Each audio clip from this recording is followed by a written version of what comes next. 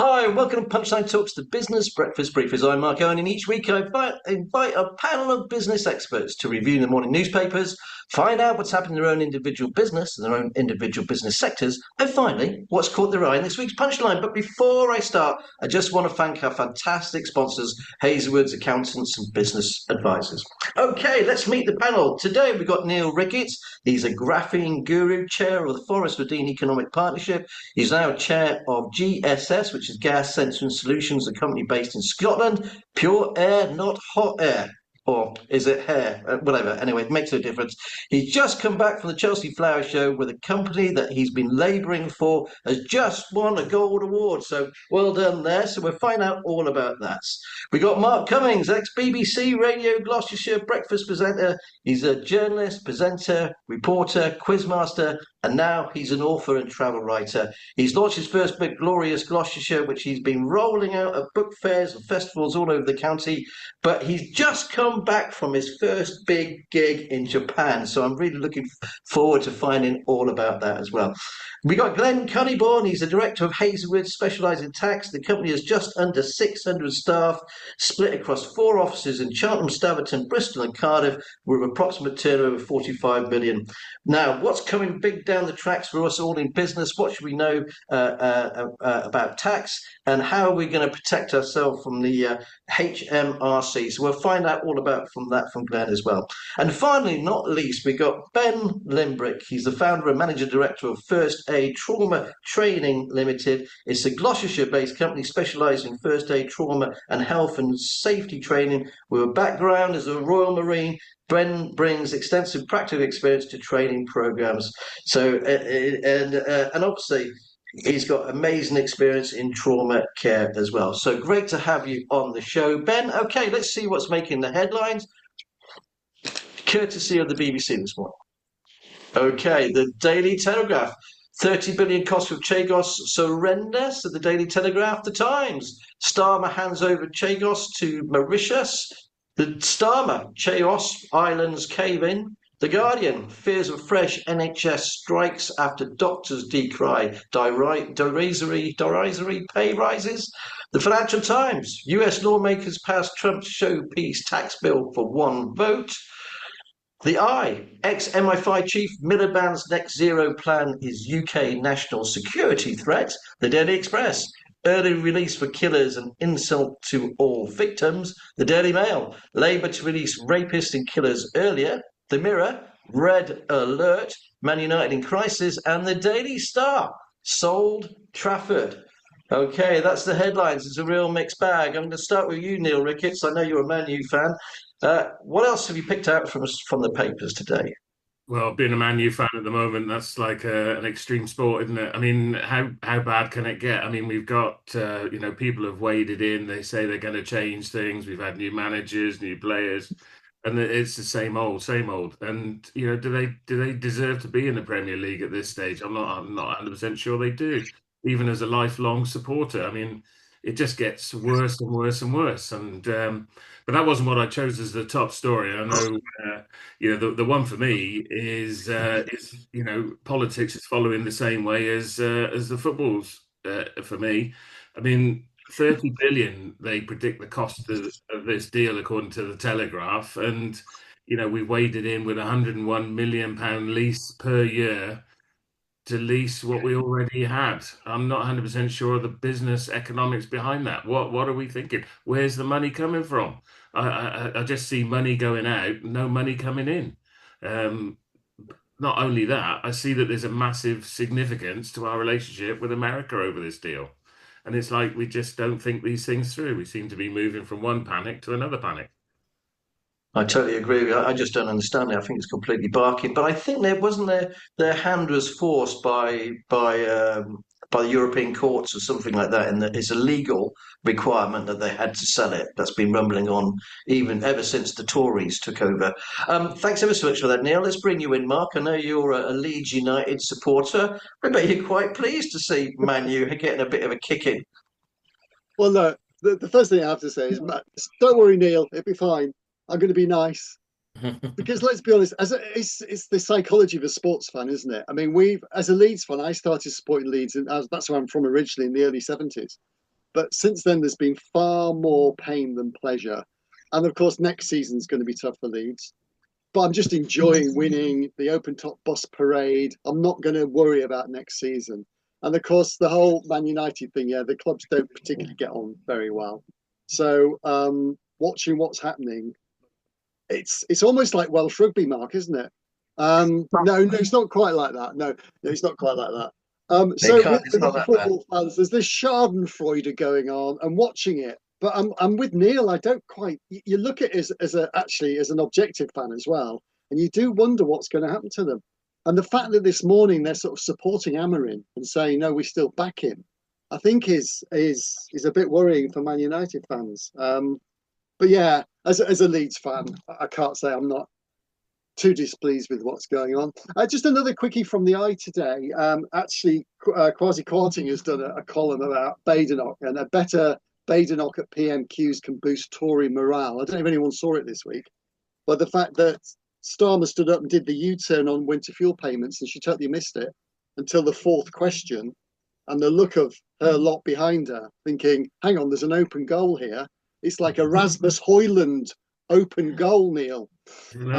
A Xerxes open goal, a Garnacho open goal, and she missed it. And I imagine with what's going on in politics, the performance of Kelly Badenoch at PMQ seems to be quite a concern, I would imagine, if you're a Conservative supporter. Do you think her days are numbered? I personally think it is. I can't see her really carrying on that long. Yeah, I mean, I know everything's polarized with reform at the moment, which doesn't help her. But also some of her lack of factual knowledge at the dispatch box. There was something else this week, wasn't there, where she literally, I think it was with all the deal with India and all the other and the EU deal, and she was sort of coming up with generalistic points, but no real detail. And Starmer, whatever you think of Starmer, was coming back with, well, they think it's great. And it does seem odd. I thought she'd be better at the dispatch box. I think she's very, very lightweight. Unfortunately, I was hoping for bigger things as well, bigger and better things. You know, she at least Boris had, you know, gusto and waffle and piffle and just basically lied. But anyway, allegedly. Thanks ever so much for that, Mark. We're going to bring you in, Glenn. Great to see you again. Are you a footy fan too? Absolutely not. Okay, let's talk news. I could not care less. As you know, I'm far more interested in rugby. So I've got here a selection of three fairly brief stories. So what we have here in number one, is as I always try to get the hard copy. There we go. So this was at the Ivor Novello Awards, and the chairman highlighted how AI is being used to train, using the information and songs and songwriting skills of performers to train AI to write music. So effectively learning from their success to be able to write their own music. And not surprisingly, obviously the performing arts and all these people are complaining about that. And this is actually going through Parliament. There's a bill going through Parliament which is to actually allow that to happen and not actually go to the artists and even ask their permission. So as you can imagine, they're up in arms about that. Interestingly, the House of Lords have commented against it, and they think it's unfair, and they prefer to reject it. And why that jumped out at me is recently I met a struggling musician, and while he's got music on streaming platforms, he gets paid 0.007 pence per stream. So if I've got my maths right, if you multiply by 1,000, he'd still only get 7p for 1,000 streams. Moving on to business, over here we have the Times. So this is bonds being sold off on the US tax cuts vote. So big political thing in the States. So this is bonds are where the government raises finance by selling off securities, and it's effectively increasing their debt. Didn't go particularly well for them. And also, what I find quite interested in there is that the US, of all countries, has lost its AAA status. So it's dropped an A, so it's now down to double. I didn't think that would. I suppose I never thought that would ever happen. That happened to Britain after Truss's mini budget. That was the last time that happened to us. And then finally, I've got the Guardian. I had to do a local. So Wallace, obviously a national newspaper. Gloucester Services ranked top of the stops in survey. We all know how lovely the Gloucester Services is. So in a it won an award, best in breed, as it were. Nice to see that in the national newspapers. No, good selection there. Thanks so much, Glenn. And I must admit, I go to Gloucester Services to pick up a Cinder Hill Farm sausage roll because, not being funny, they're fantastic. And it's one of the reasons why I'm a bit of a porker. Anyway. Great selection of cheese. Great selection of cheese. I suggested we celebrate our silver wedding anniversary at Gloucester Services, and my wife decided maybe not. But I thought that'd be a lovely place. Yeah. Right, let's bring Ben in. Hi, Ben. Great to see you. Hi, how you doing? Just to jump in on the Gloucester Services, we sometimes take the kids for a day out there because they've got a nice play area at the back and a decent coffee. So we use it more than just as services for sure. I tell you what, that is better than taking to the kids to B&Q like I used to when I was really broke. Anyway, that does happen as well. What have you picked up? So I'm going something a little less political at the moment. So I'm looking at these contact lenses that have been devised that allow you to see in the dark even with your eyes closed.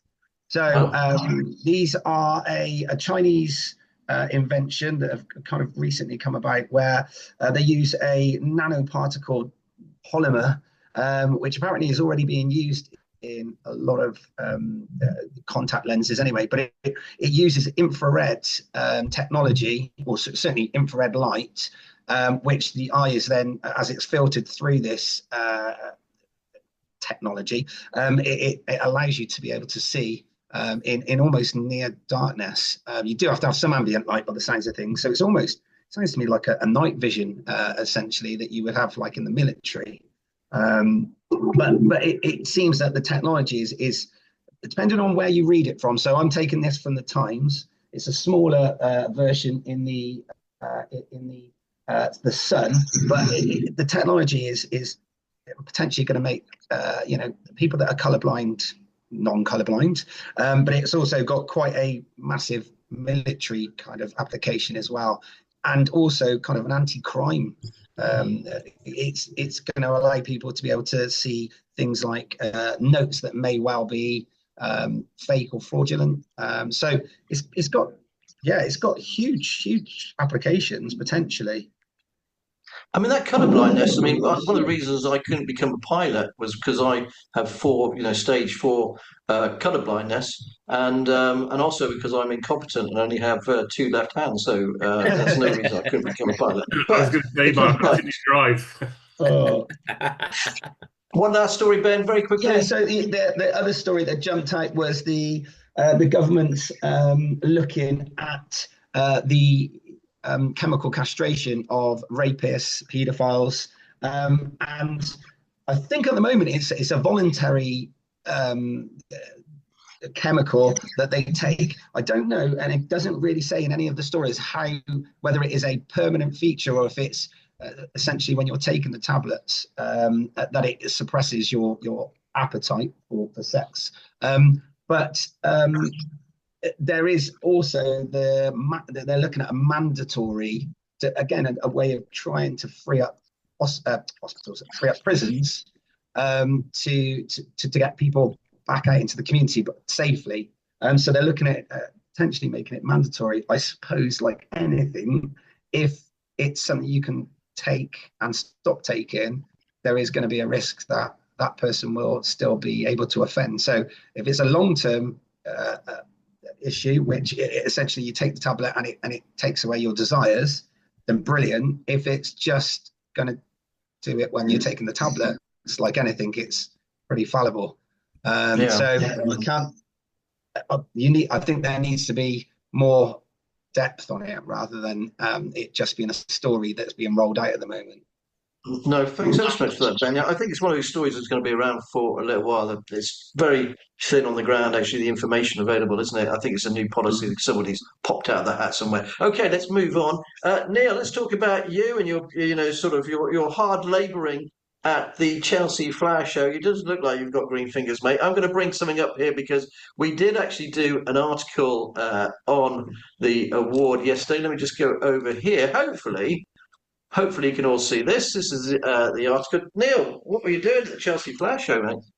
Well, a good friend of mine and someone I've worked with for the last 35 years, John Tatlow's running a company called Innercrete 3D down here in the Forest of Dean. And I don't know if you know, but I used to work for one of the colleges as a lecturer in 3D design and CAD. And so he asked me if I could help him out with quite a complicated and big project. And I said, yeah, obviously, we've survived 2 marriages, so we've been together for a long time. So absolutely, and to be honest, Mark, it was absolutely fantastic. Do you know, when the UK does stuff and it does it well, it's hard to beat it. This is the best flower show in the world. I mean, these gardens, they can cost up to £1 million. They're phenomenal, and the amount of people that were there, and what an incredible experience. I don't know, but as I get older, I'm more about the experience than I am about the about the money or anything else. And to be part of this garden, to see it being constructed, and then to get filmed by the BBC. So we're on the BBC on Monday, episode 2. And you'll see that we 3D printed these structures using a robot and completely revolutionizing, how people think of construction. And it was just great to be part of, and I loved every bit, every minute. It was lucky it was on a Saturday, so I didn't impact my other commitments. But I'd just like to thank John for the opportunity to be part of this and the people that designed it and built it. I'll just go to their website. That's what I brought on earlier. So the way that it works, this robot, isn't it? There it is. There's the robot, and because I've seen this stuff. I went down before, and it does it. Do you want to explain it? How it works? Basically, it's a concrete pump attached to a robot, and if you can think it, then we can print it. That's actually a flower pot outside my house that I got Innercrete to print for me. And they're absolutely fantastic. The level of design. So, for instance, some of those big walls at the back of the display, they're 2.65 meters high. They take about an hour to print in one go. So you can build a small house in like 4 or 5 hours. Which, if you think about the pressure of construction is under, with skills shortages and the need to make things quickly. The only problem I can see is that the UK is so slow with the regulation. So these guys, they're busy in the United Arab Emirates, they're busy in Europe. They're not so busy here in the UK because the legislation doesn't let you. And that just about sums up the current situation, and something I'll bring up in my Punchline story later on. The UK really does need to get a bit of a move on. That device, and I know we'll cut this short, Mark, but the device that Ben was talking about, I've got a real suspicion that's based on graphene technology that we helped to develop 10 years ago, and we've given it away to the Chinese. I know. It's absolutely bonkers, and we're giving away all our technology over the years, isn't it? But no, it looks fantastic, and it will revolutionise building, especially as the government itself. They want to build 1.5 million houses. They haven't got enough brickies at time. Everybody else, and you can build it. My one question: what about mold? I know we don't really have a lot of time, but mold growing between, or grass growing between the sort of levels. No problem. When it go in there, little spores and become sort of. I mean, we can coat the outside with so they're all sealed to stop any dirt or anything. But actually, what are you trying to do, Mark? we kind of I actually quite like it. So those pots that you saw on that thing, they're outside my house. They've got no mold. They've got no mold. They've got no moss on them. They've been there now a couple of years, and they're fantastic. I mean, Roger Head's got a few up at Hynham Court, and it's now starting to become mainstream. We've you're seeing this technology in more and more places now. No, fantastic, absolutely fantastic, and brilliant that you're involved in that as well. Congratulations, you're to all the team there. Mark, let's bring you in. Great to see you again, buddy. Just back from Japan. Just very quickly before we find out all about that, I've still got your wonderful book here, which I peddle as much as I can. It's an unsigned copy because I had to pay for it if I wanted to be a signed copy, which obviously, great book. Mark, what's it been like? Because you're a presenter, I know you're a great talker, but going out to the book fairs and festivals, has it been tough work? Has it been hard? No, it's been lovely. I was out last night at the museum in the park in Stroud. I did sort of author evening there. It was packed out. It was lovely. Brilliant venue, by the way. Museum in the park. Fantastic. Stratford Park. No, because I was lucky when I left the Beeb. It was my choice, and it was such a happy the way it ended, and I was so lucky. And I wanted to travel right, and I've got a busy year going all over this year. But the one thing I would have really struggled with was cutting my ties with the county that I adore. And actually, the book has been this wonderful thing that sort of soothed the heart. And I just meet so many people, lots of people who used to listen to the show. But I'm back out with a new product, which is lovely. And there's something that's permanent as well. And it's done better than I could have dreamed. Just signed a contract for more adventures in Glorious Gloucestershire, which will be out next September. But last night, just in Stroud, just with people talking about the things that make this county amazing. It's like, Glenn, you were talking about Ivor Novello Awards in your piece, and how many people knew that Ivor Novello went to the King's School, when we think about these amazing things in Gloucestershire, or Gloucester Services in the food and drink chapter.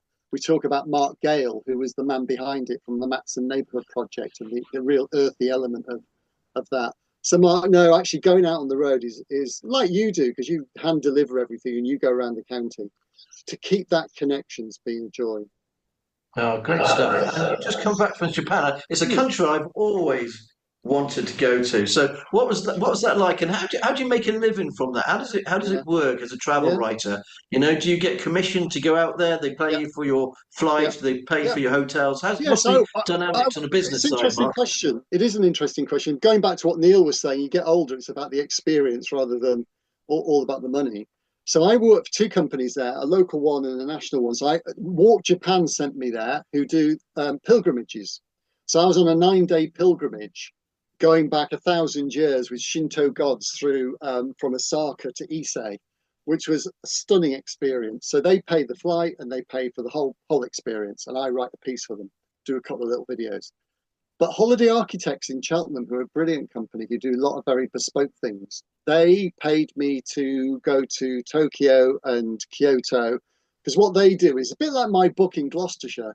They find all the hidden nuggets. They teach you to have the best experience. So if there's a massive, great big shrine that everybody goes to and it's full of people, they tell you what time of day to go, maybe at dusk. Or the bamboo fields in Kyoto, which are incredibly busy. They go up to the temple at the top, walk down the hill. There's a bamboo field halfway down that's completely empty. And then there's the most amazing Zen garden. So that helped my experience of Japan, because I was filming for them, their knowledge, a bit like my knowledge of Gloucestershire. And so I work for two companies there, and I'm going around Europe on a Switzerland, France, Italy, with byway travel very soon, who do the non-flight holidays, Portugal, do something in Greece, and I'm ending up in Australia this year. So can you earn sorry, Mark, can you earn a good living out of that? No, you can have the most wonderful lifestyle where what would have cost you a fortune doesn't cost you a fortune, and you have the most amazing experiences. So I think it'd be very hard to make I couldn't earn in travel writing what I earned on the radio, but as part of the gigs, the book, the travel writing, if you put it all together in a big pot, and at my advanced age, it ticks the boxes of your life. And I've always been a traveller, so to combine my storytelling skills, whether writing or doing little videos, It's a lovely lifestyle thing. Wow, fantastic, mate. Can't wait to read all about it. So, thanks ever so much for chatting about that. Glenn, I'm going to bring you in. We're going to talk business and tax and whatever. So, what advice have you got out for us for a lot of business people I'm talking to at the moment, if you want to know the truth, they are looking to get out. Yeah, everyone seems to. I must have talked to around 4 or 5 people who have jacked it in, who basically have sold their companies and they're shipping out to Dubai or they're going to live somewhere else. Is that your experience as well? Yeah, and to some degree, I feel like I've been massively stitched up here. So we had 2 fascinating stories, and you've gone to speak to the tax guy. But it is absolutely true. In fact, I'm going to turn your story around slightly there. What's even better is you speak to an advisor a bit like me, and you go leaving the country before you sell your business, because that way, if you do it right, you don't pay any tax on your business sale. So what people might do is they might choose to go and live overseas, and if they've got a substantial business, and they will literally save millions in the right circumstances. And I've located people to Dubai and Monaco and places like that. For those sorts of reasons. Current fashion actually is Malta for certain reasons, which I won't go into the detail of. But the bit like we were just hearing then from Mark is that actually, say if you're selling a business which isn't massively valuable, you're not going to retire forever and all that kind of thing, but you're going to you'll save a bit of money by moving overseas. What you actually do is you spend the money that you saved on tax to do. You're not really any better off than you were had you stayed in the UK. But the point is, you've got that opportunity to actually save a bit of tax, and then you do go and do the things like live in Dubai for a year or 2 years, or Monaco, or whatever jurisdiction is going to be interesting to live in and enjoy. And if you spent all the money you saved on tax, great, because you had a lovely few years doing something you wouldn't have done anyway, and you're financially not any particularly better or worse off. One other thing, sorry, Mark, you're going to say something. No, you No, weren't. no, no. Okay. So then following on from that, on a slightly different topic, a more business topic, something I came across recently was we'll of course all remember COVID, and any businessman or woman will remember the COVID business interruption loan scheme. Well, they mature next year because they lasted 6 years. So what I think we'll see over the next 12 to 18 months is people looking rapidly to try and refinance their businesses. And so they really need to be thinking about that now to get the best deal. Because the way those loans worked is if you borrowed £100,000, you just paid the interest. And after 6 years, £100,000 is due for payment. Well, funnily enough, probably people haven't saved up 100 grand in the meantime. So we'll be looking to find a way to go to the banks, who will have lots of deals to offer them. Wow. Okay, I didn't realise that as well. I mean, I'm very fortunate. I paid mine off, but no. Thanks so much for that, Glenn. Love to talk to you about Malta. We'll talk to you off camera about that. If it's okay. Not that I want to ship over there, but who knows? Who knows? Ben, you're a successful businessman. Thanks for joining us. Let's talk about your company. Actually, how long have you been trading now? First aid and trauma. And how was it the transition from coming out as a Royal Marine to sort of life in Sixth Street?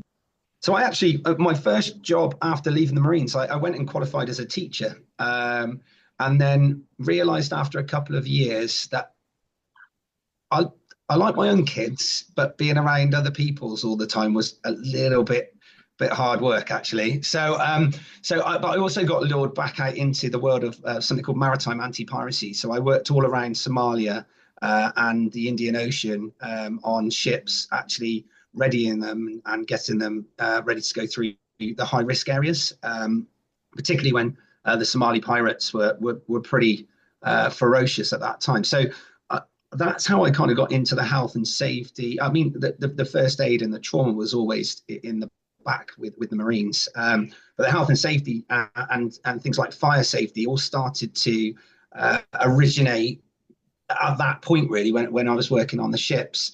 And the business really, whilst I was coming home, I was away for a few months at a time, I'd come home and I got teaching qualifications. I'd got the first aid teaching qualifications, and I had my experience, obviously, from the things I'd been doing.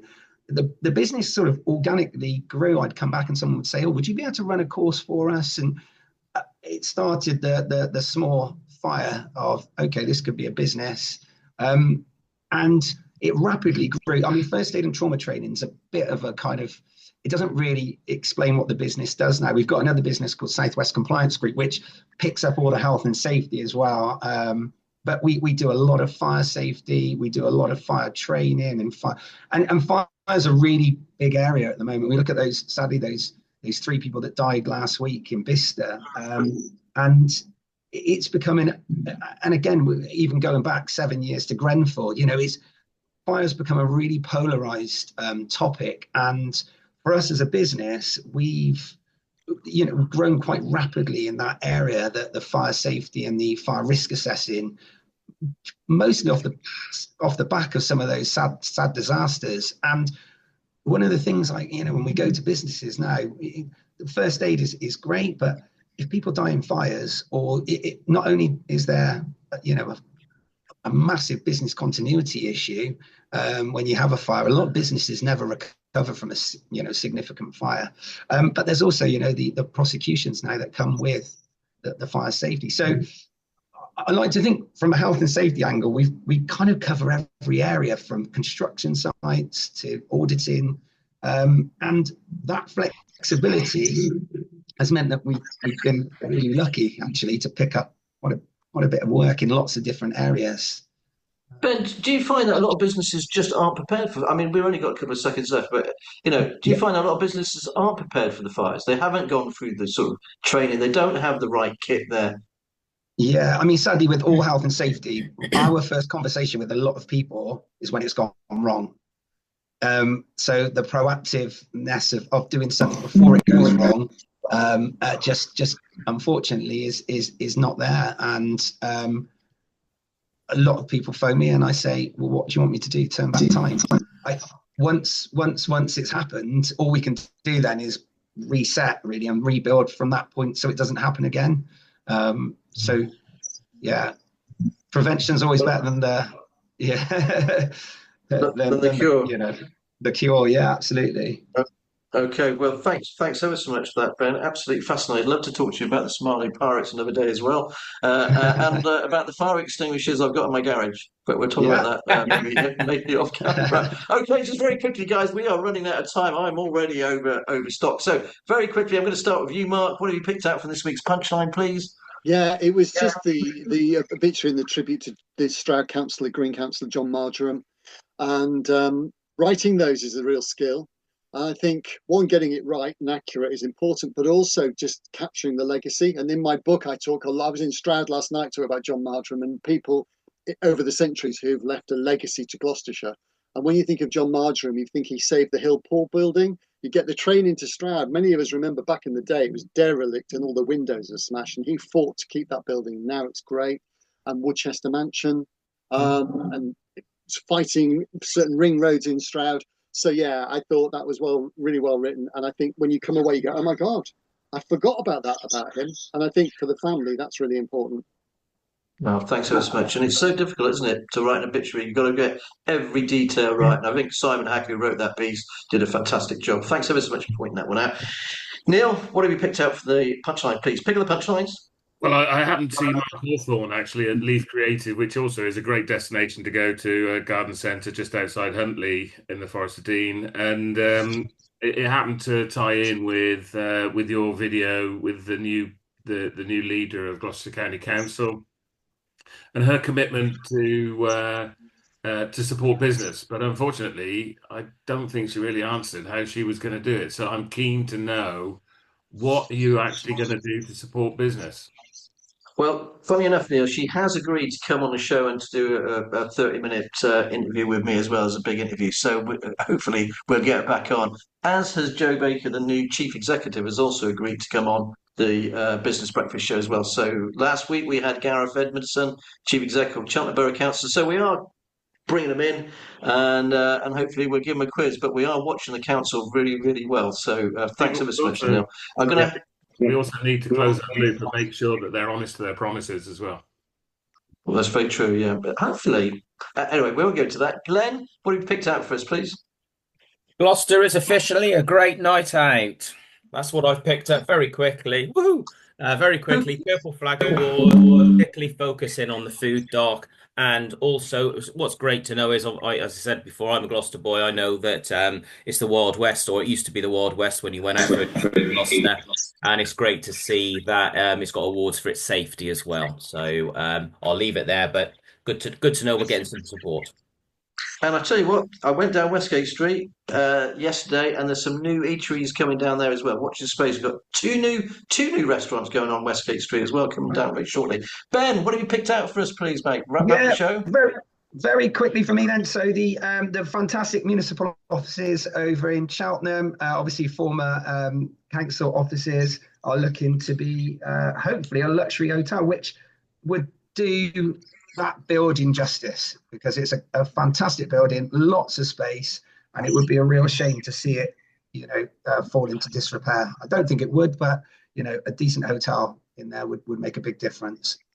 No, thanks so much. I did a couple of videos wandering around, and I hate to say it, it's 3/4 empty. So they've got to get rid of it. It is a massive millstone around their necks, huge cost. My pick of the week has to be actually the council meeting the other day. I thought it was a breath of fresh air. It was great to see a brand spanking new building. They've spent over £1 million on it, and but if you go at the front of the building, it's all boarded up because of the various members of society who like to do naughty things there at night. Anyway, that's all we've got time for now. Just like to thank my fantastic panelists for joining us today. Thanks ever so much for watching the show as well. And in the meantime, we'll be back next week. But in the meantime, remember, it's all in the punchline. Oh, got to thank our sponsors, Hazewoods Accountants and Business Advisors. Thanks ever so much to them as well. Anyway, until next week, cheerio. Bye.